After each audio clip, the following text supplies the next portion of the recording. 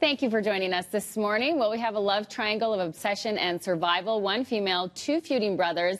And that really is what movies are made of and what this book is made of. And we welcome to the program author Nate Blakeslee to explain the story behind 06 as detailed in his new book entitled The Wolf. So when we speak of this triangle, it is indeed the central female character that is a wolf by the name of 06. Welcome to you. Welcome to Calgary. Thank you. Thanks, Jill. Thanks for having me. Thank you for joining us. And speak about this female character and what was intriguing to you about wrapping a story around this wolf. Well, I had read a lot of wolf books in preparation for doing this project. I had never read one in which the main character was a wolf. And that's what sort of excited me about the possibilities for this project. 06 is a wild animal, but she is extremely well known because she was the most visible wolf in the park. She'd been seen by hundreds of thousands of visitors. But crucially, her life had also been much more carefully chronicled by this very small group of sort of hardcore wolf aficionados. And one in particular, this retired school teacher from San Diego named Lori Lyman, she had taken daily notes for 3 years on the life of 06 and her pack. She gave me those notes. I read them. It was like reading the diary of a wolf pack.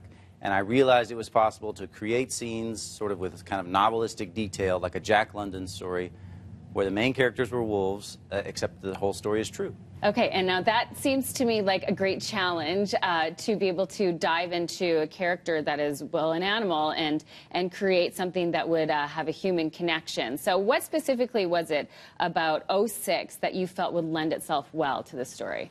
Well, she's an amazing specimen. She sort of came to the watchers' attention because she was such an outstanding hunter. But one of the first things that they observed was her sort of leaving her natal pack, going out on her own and trying to establish a pack and territory of her own. And that's where the love triangle came in. Right. The watchers were actually present, watching through their spotting scopes when she first met the wolf that would become her mate and his brother.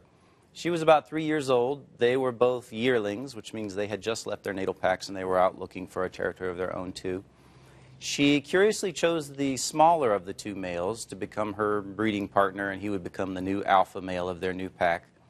The larger one seemed like a more likely candidate until you sort of saw him in action through the scope, and he basically was an overgrown puppy. As soon as he realized he was going to be the jilted one, that he was not going to have her, he got down like a dog, crawled on his belly, and then sort of leaned over and like licked up and pawed up at his brother's face.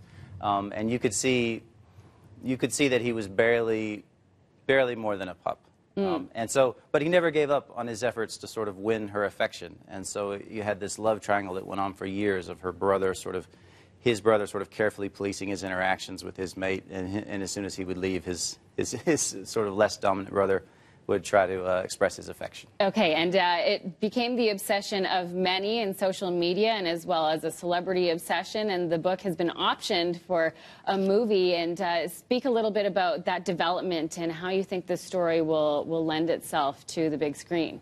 It was optioned by Leonardo DiCaprio's film company. Your viewers probably know he's a big environmentalist in the United States, and I think that's probably what attracted him to the story, the idea that it was sort of wildlife focused. I hope that it will bring the story to a much larger audience. There are a lot of misconceptions about wolves in the United States, as I'm sure there probably are here in Alberta too. It's a very controversial animal in the United States. We've had this 20-year fight going on now about how they ought to be managed. And right now they are actually being hunted in the Northern Rockies, which a lot of people are very resentful of. But that debate still goes on today. Okay, and we're only really just scratching the surface here, but raising bigger questions about conservation and politics and hunting and on top of many things that you'll be able to address tonight, and that you are in Calgary speaking at the Memorial Park Library. It's tonight at 7 p.m. as part of WordFest, and you can hear more about the story, and it truly is fascinating. Congratulations to you. Thank you so on much. The book. Thank you for joining us this morning, and continued success. Best of luck, of course, when it comes to the development with the screenplay as well. We look forward to seeing that. Thank you. I appreciate it. Okay, thank you for joining us this morning.